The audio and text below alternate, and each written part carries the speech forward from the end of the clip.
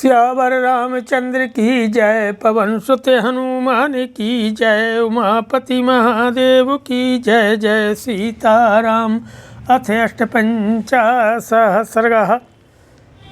किष्किंधा कांड के 58 सर्ग में संपाति का अपने पंख जलने की कथा सुनाना, सीता और रावण का पता बताना था, बाणों की सहायता से समुद्र तट पर जाकर भाई को जलांजलि देने का वर्णन किया गया है। इति युक्तः करुणं वाक्यं वानरैः त्यक्तजीवितैः सबाष्पो वानरान् गृध्या प्रत्युवाच महाशुनः। जीवन की आशा त्याग कर बैठे हुए वानरों के मुख से यह करुणाजनक बात सुनकर के संपाति के नेत्रों में आंसू आ गए। उन्होंने उच्च स्वर से उत्तर दिया कि अभियान समम भ्राता जटायुर्नाम वानरा यमाख्यात हतम युद्धे रावणेन बलीयशा। अरे वानरो, तुम जिसे महाबली रावण के द्वारा युद्ध में मारा गया बता रहे हो, वह जटायु मेरा छोटा भाई था।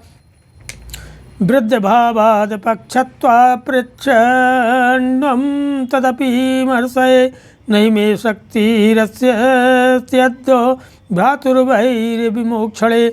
मैं बूढ़ा हुआ, मेरे पंख जल गए, इसलिए अब मुझ में अपने भाई के बैर का बदला लेने की शक्ति नहीं रह गई है। यही कारण है कि यह अप्रिय बात सुनकर भी मैं चुपचाप सह लेता हूँ।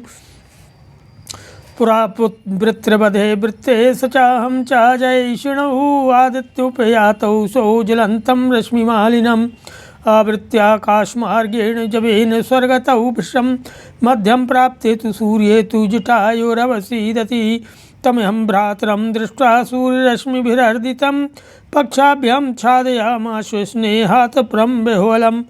पहले की बात है, जब इंद्र के द्वारा वृत्रासुर का वध हो गया, तब इंद्र को प्रबल मान जान करके हम दोनों भाइयों ने जीतने की इच्छा से पहले आकाश मार्ग के द्वारा बड़े वेग से स्वर्गलोक में गए।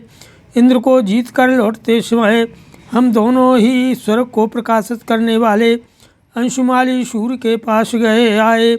हम में से जटायु सूर्य के मध्याह्न काल में उनके तेज से शिथिल होने लगा। भाई को सूर्य की किरणों से पीड़ित और अत्यंत व्याकुल देख मैंने स्नेहवश अपने दोनों पंखों से उसे ढक लिया। निर्दग्ध पत्रः पतितो बिंधे हम वानरार्षभा अहम अस्मिन् वसन भ्रातु प्रवृत्तिं नोपलक्ष्ये। अरे वानर शिरोमणियों, उस समय मेरे दोनों पंख जल गए और मैं इस बिंद पर्वत पर गिर पड़ा। यहाँ रहकर मैं कभी अपने भाई का समाचार न पा सका। जटायुस्त्वेव मुक्तो भ्रात्रा संपातिना तदा युवराजो महाप्रज्ञः पृथ्वाचांगदस्तदा। जटायु के भाई संपाति के उस समय ऐसा कहने पर परम बुद्धिमान युवराज अंगद ने उनसे इस प्रकार कहा कि जटायु को यदि भ्राता श्रुतम ते गदितं मया आख्याहि यदि जानासि निलयम तस्य राक्षसो रक्षसः। अरे गिद्धराज, यदि आप जटायु के भाई हैं, यदि आपने मेरी कही हुई बातें सुनी हैं और यदि आप उस राक्षस का निवास स्थान जानते हैं तो हमें बतलाइए। अदीर्घ दर्शनम तम वै रावणम राक्षसादिमम अंतिके यदि बहादुरे यदि जानासि संसनः। वह अदूरदर्शी नीच राक्षस रावण यहाँ से निकट हो या दूर, यदि आप जानते हैं तो हमें उसका पता बता दें। तो अब्रवीन् महातेजा भ्राता ज्येष्ठो जटायुखा आत्मानुरूपम वचनम वानराम संप्रहर्षयनो दग्धपक्षो गृद्धो हम गतवीर्यः पुलंगुमः भांग्यामात्रेण तु रामस्य करस्ये साहाय्यमुत्तमम्। तब जटायु के बड़े भाई महातेजस्वी संपाति ने बानों का हंस बढ़ाते हुए अपने अनुरूप बात कही। अरे बानों, मेरे पंख जल गए, अब मैं बेपर का गीध हूँ, मेरी शक्ति जाती रही है।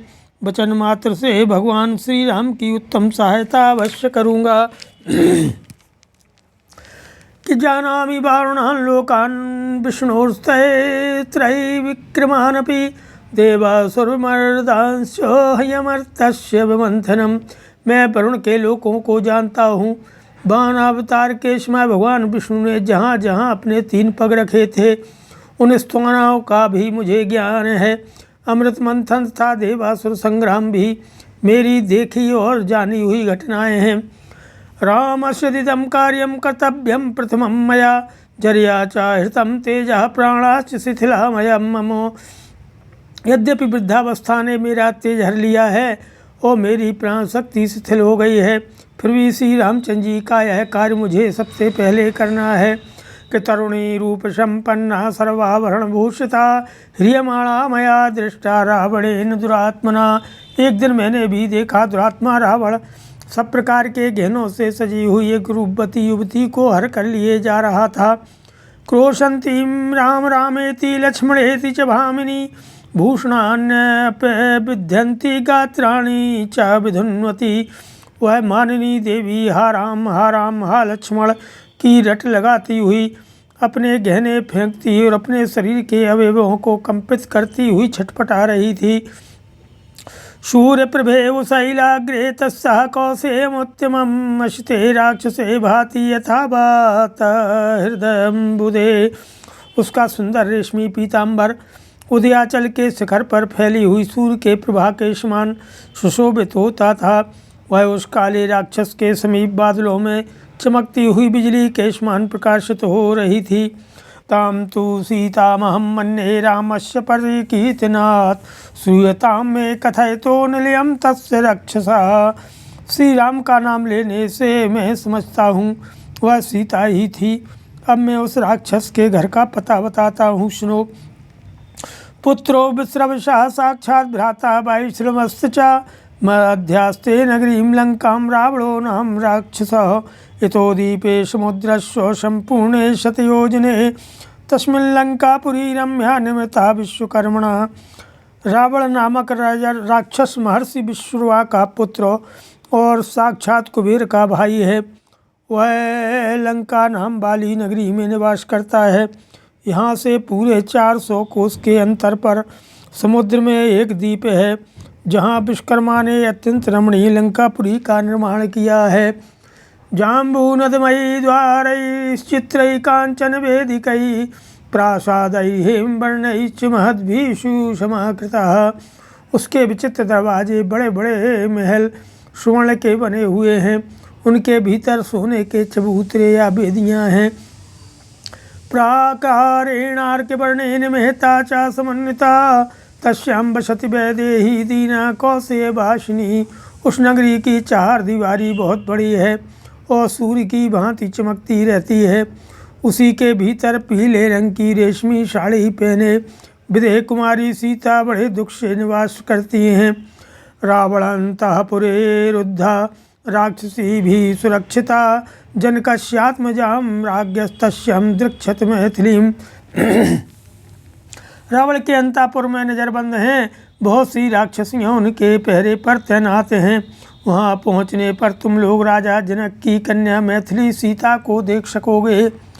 लंकायामत गुप्तायां सागरेण समन्ततः संप्राप्य सागरस्यान्तं सम्पूर्णं शतयोजनम् आसाद्य दक्षिणं तीरं ततो दृक्षत रावणं तत्र उत्तरितः क्षिप्रं विक्रमध्वं प्लवंगमा। लंका चारों ओर से समुद्र के द्वारा सुरक्षित है। पूरे 100 योजन समुद्र को पार करके उसके दक्षिण तट पर पहुँचने पर तुम लोग रावण को देख सकोगे। अतः वानरों समुद्र को पार करने में ही तुरंत शीघ्रतापूर्वक अपने पराक्रम का परिचय दो कि ज्ञानेन खलु पश्यामि दृष्ट्वा प्रत्यागमिष्यथो आद्यः पंथा कुलिंगानां ये चान्ये धान्य जीविनः। निश्चय ही मैं ज्ञान दृष्टि से देखता हूँ तुम लोग सीता का दर्शन करके लौट आओगे। आकाश का पहला मार्ग गौरैयों तथा अन्न खाने वाले कबूतर आदि पक्षियों का है। द्वितीयो बलिभोजानां ये च वृक्षफलाशिना भाषा तृतीयं गच्छन्ति क्रौंचास्कुररहिषोः। उससे ऊपर का दूसरा मार्ग कौओं तथा वृक्षों के फल खा करके रहने वाले दूसरे दूसरे पक्षियों का है।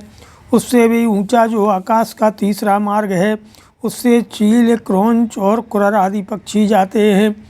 सेना चतुर्थम गच्छन्ति गृद्धा गच्छन्ति पंचमं बलवीर्योपपन्नानां रूपयौवनशालिनां षष्ठस्तु पंथा हंसानां वैनते गतिः परा वैनते याचनो जन्मो सर्वेषां मानरर्षभः।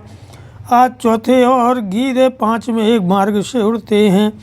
रूप बल और पराक्रम से संपन्न तथा यौवन से सुशोभित होने वाले हंसों का छठा मार्ग है, उनसे भी ऊंची उड़ान गरुण की है। वानर श्रोमणियों, हम सब का जन्म गरुण से ही हुआ है। गरितं तु कृतं कर्म येन स्मृपिशिताशुनः प्रतिकार्यं च मे तस्य वैरं भ्रातृकृतं भवेत्। परंतु पूर्व जन्म में हमसे कोई निंदित कर्म बन गया था, जिससे इस समय हमें मांसाहारी होना पड़ा है। तुम लोगों की सहायता करके मुझे रावण से अपने भाई के बैर का बदला लगा लेना है। इहस्थो हम प्रपश्यामि रावणं जानकीं तथा अस्माकमपि सौपर्णम दिव्यम चक्षुर्बलम तथा। मैं यहीं से रावण और जानकी को देखता हूँ। हम लोगों में भी गरुण की भांति दूर तक देखने की दिव्य शक्ति है। तस्मादाहार वीर्येण निसर्गेण च वानरः आयोजन सतात् साग्रात् वयं पश्यामि नित्यशः। अस्माकं विहिता वृत्तिर्निसर्गेण चतुरतः विहिता वृक्षमूले तु वृत्तिश्चरणयोगिनाम्। इसलिए वानरों, हम भोजन जनित बल से तथा स्वाभाविक शक्ति से भी सदा 100 योजन और उससे आगे तक भी देख सकते हैं। जाति स्वभाव के अनुसार हम लोगों की जीविका वृत्ति दूर से देखे गए दूरस्थ भक्ष्य विशेष के द्वारा नियत की गई है। सा जो कुक्कुट आदि पक्षी हैं, उनकी जीवन वृत्ति वृक्ष की जड़ तक ही सीमित है। वे वहीं तक उपलब्ध होने वाली वस्तु से जीवन निर्वाह करते हैं। उपायो दृश्यताम कस्मिन् लंघने लवणाम्बशो अभिगम तो वैदेहीम समृद्धार्था गमिष्यतो। तब तुम इस सारे पानी के समुद्र को लांघने का कोई उपाय सोचो। विदेह कुमारी सीता के पास जाकर के सफल मनोरथ होकर किष्किंधापुरी को लौटोगे। के समुद्रम ने तुम इच्छामि भवद्भिर्वर्णालयम प्रदास्याम्योदिकं भ्रातु स्वर्गतस्य महात्मना। अब मैं तुम्हारी सहायता से समुद्र के किनारे चलना चाहता हूँ। वहाँ अपने स्वर्गवासी भाई महात्मा जटायु को जलांजलि प्रदान करूँगा। ततो नीत्वा तु तं देशं तीरे नद नदीपते नृदग्धपक्षं सम्पातिं वानरा सुमहोजिसः। तं पुनः प्रापयित्वा च तं देशं पतगेश्वरं बभूवुर्वानरा हृष्टा प्रवृत्तिमुपलभ्यते। ये सुनकर के महापराक्रमी वानरों ने जले पंख वाले पक्षीराज संपाति को उठाकर समुद्र के किनारे पहुंचा दिया और जलांजलि देने के बाद वे पुनः उनको वहां से उठाकर उनके रहने के स्थान पर ले आए। उनके मुख से सीता का समाचार जान करके उन सभी वानरों को भी बड़ी प्रसन्नता हुई। श्रीमद् रामायणे वाल्मीकि आदि काव्ये किष्किंधा कांडे अष्टपंचशः सर्गः अथ एकोनषष्टितमः सर्गः। ततस्तदमृता स्वादं गृध्राजेन भाषितं निशम्य बदता हृष्टास्ते बचा प्लववर्षभः। उस समय वार्तालाप करते हुए गृध्राज के द्वारा कहे गए उस अमृत के समान स्वादिष्ट मधुर वचन को सुन करके सब वानर श्रेष्ठ हर्ष से खिल उठे। जाम्बान वानर श्रेष्ठा सह सर्वैः विलोंगमयी भूतलात् सहसोत्थाय गृहजानमब्रवीत्। का सीता केन वा दृष्टा को वा हरति मैथिलीं तदाख्यातु भवान् सर्वं गतिर्भवनोगुषाम्। वानरों और भालुओं में श्रेष्ठ जाम्बान तथा वानरों के साथ सहसा भूतल से उठकर खड़े हो गए और गिरिराज से इस प्रकार पूछने लगे कि हे पक्षीराज, सीता कहाँ है, किसने उन्हें देखा है और कौन उस मिथिलेश कुमारी को हर कर ले गया है। ये सब बातें बताइए और हम सब वनवासी वानरों के आश्रयदाता होइए। को दासरथिबाणानां वज्रवेग निपातिनां स्वयं लक्ष्मण मुक्तानां न चिन्तयति विक्रमं सहरीन् प्रति संभुक्तान् सीता श्रुति समाहितान् पुनराश्वासयन् प्रीतो इदं वचनमब्रवीत्। कौन ऐसा श्रेष्ठ ऐसा धृष्ट है जो वज्र के समान वेग पूर्वक चोट करने वाले दशरथ नंदन श्री राम के बाणों तथा स्वयं लक्ष्मण के चलाए हुए बाणों के पराक्रम को कुछ नहीं समझता है। उस समय बात छोड़कर बैठे और सीता जी का वृत्तांत सुनने के लिए एकाग्र हुए उन वानरों को प्रसन्नतापूर्वक पुनः आश्वासन देते हुए संपाति ने उनसे यह बात कही। किसरूयता में वैदेह्यता में हरणम सुतम येन चापि ममाख्यातम यत्र चायत लोचना। अरे वानरों, विदेह कुमारी सीता का जिस प्रकार अपहरण हुआ है, विशाल लोचना सीता इस समय जहाँ है, और जिसने मुझसे यह सब वृत्तांत कहा है एवं जिस तरह मैंने सुना है वह सब बताता हूँ, सो सुनो। अहम अस्मिन् गिरौ दुर्गे बहुयोजनम आयते चिरान्निपतितो वृद्धा क्षीण प्राण पराक्रमो। यह दुर्गम पर्वत कई योजनों तक फैला है। दीर्घ काल हुआ जब मैं इस पर्वत पर गिरा था, मेरी प्राण शक्ति क्षीण हो गई थी और मैं वृद्ध था। तम्मामेवं गतं पुत्रः सुपार्श्वो नाम नामतः आहारेण यथा कालम बिभर्ति पततांबरो। इस अवस्था में मेरा पुत्र पक्षी प्रवर सुपार्श्व ही यथा समय आहार देकर प्रतिदिन मेरा भरण पोषण करता है। तीक्ष्ण कामास्तु गंधर्वास्तीक्ष्ण कोपा भुजंगमा मृगाणाम तो भयम तीक्ष्णम ततस्तीक्ष्ण क्षुधा भयम। जैसे गंधर्वों का काम भाव तीव्र होता है, सर्पों का क्रोध तेज होता है और मृगों को भय अधिक होता है, उसी प्रकार हमारी जाति के लोगों की भूख बड़ी तीव्र होती है। सदा कदाचित क्षुधार्तस्व मामाहाराभिकांक्षिण गत सूर्य हनि प्राप्तो मम पुत्रो यनामिका। एक दिन की बात है, मैं भूख से पीड़ित होकर के आहार प्राप्त करना चाहता था। मेरा पुत्र मेरे लिए भोजन की तलाश में निकला था, किंतु सूर्यास्त होने के बाद वह खाली हाथ लौट आया। उसे कहीं मांस नहीं मिला। समयाहार संरोधात् पीड़ितः प्रीतिवर्धना अनुमान यथा तत्त्वमिदं वचनमब्रवीत्।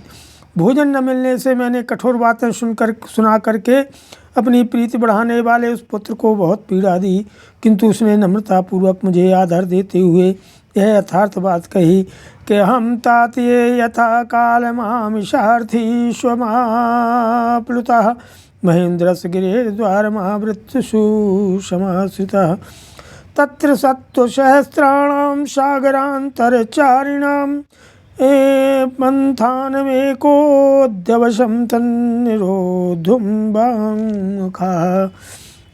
अरे तात में यथा समय मांस प्राप्त करने की इच्छा से आकाश में उड़ा और महेंद्र पर्वत के द्वार को रोक कर खड़ा हो गया। वहाँ अपनी चोंच नीची करके मैं समुद्र के भीतर विचरने वाले सहस्त्रों जंतुओं के मार्ग को रोकने के लिए अकेला ठहर गया। तत्र कश्चन मया दृष्टः सूर्योदय संप्रभां स्त्रियमादाय गच्छन् वै भिन्नाञ्जनचयोपमः। उसमें मैंने देखा एक खान से काट करके निकाले हुए कोयले की राशि के समान काला कोई पुरुष एक स्त्री को लेकर जा रहा है। उस स्त्री की कांति सूर्योदय काल की प्रभा के समान प्रकाशित हो रही थी।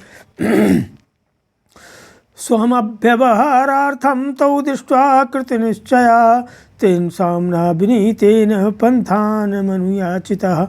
उस स्त्री उस पुरुष को देखकर मैंने उन्हें आपके आहार के लिए लाने का निश्चय किया, किंतु उस पुरुष ने नम्रतापूर्वक मधुर वाणी में मुझसे मार्ग की याचना की।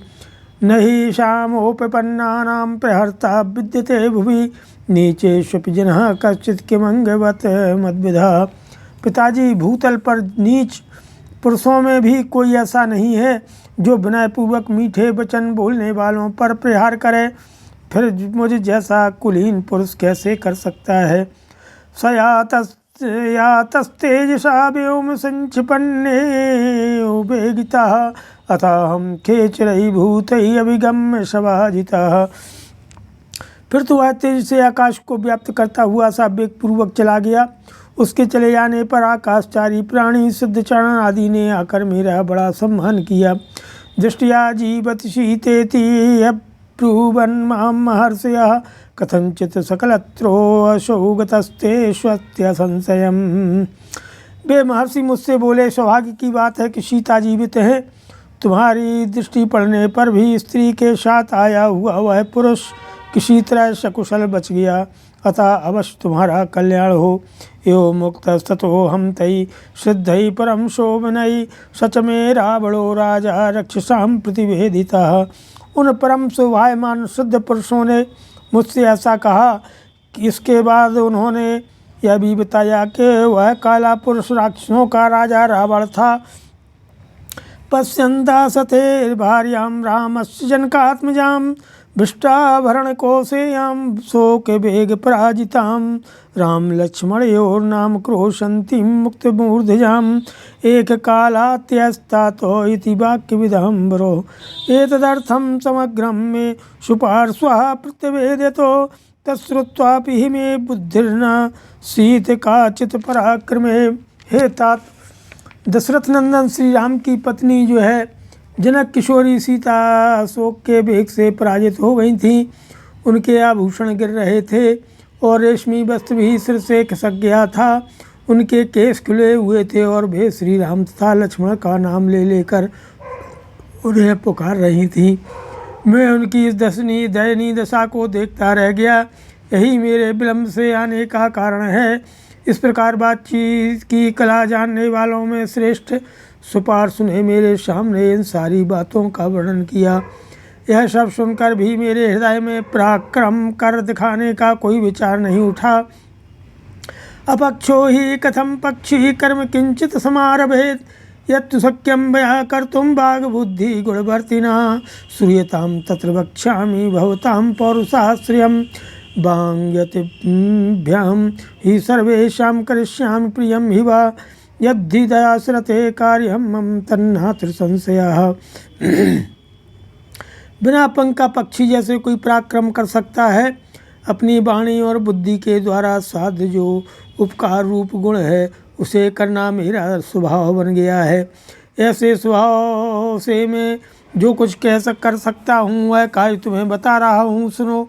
वह कार्य तुम लोगों के पुरुषार्थ से ही सिद्ध होने वाला है। मैं वाणी और बुद्धि के द्वारा तुम सब लोगों का प्रिय कार्य अवश्य करूँगा, क्योंकि दशरथ नंदन श्री राम का जो कार्य है वह मेरा ही है, इसमें कोई संदेह नहीं है। तद भवन्तो मतिश्रेष्ठा बलवन्तो मनुष्यना प्रेता कपिराजेनो देवैरपि दुराशदा। तुम लोग भी उत्तम बुद्धि से युक्त बलवान मनुष्य तथा देवताओं के लिए भी दुर्जय हो, इसीलिए वानरराज सुग्रीव ने तुम्हें इस कार्य के लिए भेजा है। राम लक्ष्मण बाणाश्च विहिता कंकपत्रिणः त्रयाणामपि लोकानां पर्याप्तास्त्राण निग्रहे। श्री राम और लक्ष्मण के कंकपत्र से युक्त जो बाण हैं वे साक्षात विधाता के बनाए हुए हैं। वे तीनों लोकों का संरक्षण और दमन करने के लिए पर्याप्त शक्ति रखते हैं। कामं खलु दशग्रीवस्तेजो बलसमन्वितः भवतां तु समर्थानां न किंचिदपि दुष्करं तदलं कालसंगेन क्रियतां बुद्धिनिश्चयः नहि कर्मसु सज्जन्ते बुद्धिमन्तो भवद्विदः। तुम्हारा विपक्षी दशग्रीव रावण भले ही तेजस्वी और बलवान है, किंतु तुम जैसे सामर्थशाली वीरों के लिए उसे परास्त करना आदि कोई भी कार्य दुष्कर नहीं है। अतः अब अधिक समय बिताने की आवश्यकता नहीं है। अपनी बुद्धि के द्वारा दृढ़ निश्चय करके सीता के दर्शन के लिए उद्योग करो, क्योंकि तुम जैसे बुद्धिमान लोग कार्यों की सिद्धि में विलंब नहीं करते हैं। श्रीमद् रामायणे वाल्मीकि आदि काव्ये किष्किंधाकांडे 59तमः सर्गः। सियावर रामचंद्र की जय। पवन सुत